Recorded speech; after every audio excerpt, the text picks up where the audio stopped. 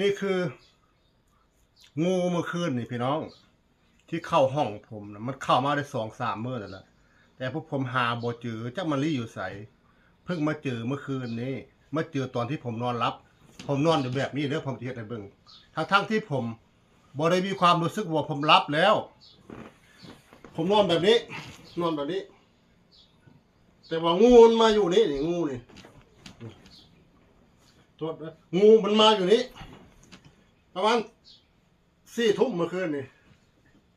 ผมนอนรับผมโบหูเมื่อนะนอนรับโบหูเมื่อแล้ว ผมนอนอยู่เหมือนคือว่ามีความรู้สึกว่ามีอย่างสักอย่างเหมือนกับผมฝันหรืออีกอย่างหนึ่งเหมือนกับมีสิ่งศักดิ์สิทธิ์อยู่ในเฮือนในซ่านแหละซอยเฮ็ดให้ผมเห็นงูทั้ง4 ทุ่มนะผมปิดไฟหมดแหละผมรับละแต่ผมเห็นงูเหมือนกับผมฝันผมเห็นงูคล้ายๆลางๆเห็นงูผมนอนอยู่นี้มือข้างนี้ผมบ่ได้จับข้างนี้จับบ่ได้เพราะรู้สึกว่ามันมีอย่างสักอย่างแต่ผมเอามือข้างนี้จับงูโดยที่ผมบ่เห็นหูลางๆจับปรับจับถึกเหมือนกับผมฝันตอนจับเธอแรกก็ได้เหมือนกับผมฝันเหมือนกับผมที่บ่ได้อันตื่นผมก็จับฟาดเลยจับหัวอยู่ใส่จับหางอยู่ใส่ผมบ่รู้คือกันจับฟาดผมยังบ่มั่นใจอีกฟาดบาทที่2ตอนฟาดบาทที่2ผมก็ยังรับอยู่เหมือนกับผมฝันพี่น้องเอ้ยฟาดบาทที่2ตับเข้าไปแล้วนอนทั้งหมดตื่นเอิ้นเมียมาเบิ่ง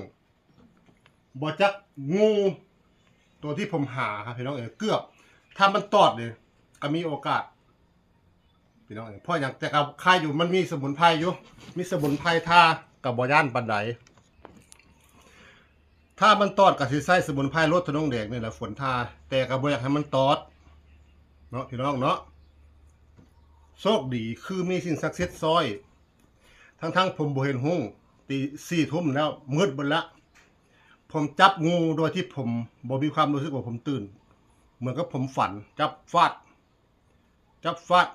ผมเห็นงูทั้งที่มันมืดนะคือมีสิ่งศักดิ์สิทธิ์ซอยคือมีสิ่งเจ้าของเจ้าของซ่านหรืออันคนที่ค้ำจุนเฮานะเพิ่นซอยเฮ็ดให้เฮาเห็นงูตัวนี้บ่ซั่นละถึกตอดก็สิได้ฝนตัวนี้ทาแล้วจังไปหาเพิ่นก็สิโชคดีเฮามีสมุนไพรอยู่ในเฮือนเนาะโชคดีขนาดพี่น้องเอ้ยมันบ่กัดงูเห่าแล้วพี่น้องเอ้ยนี่บ่แม่นงูเห่า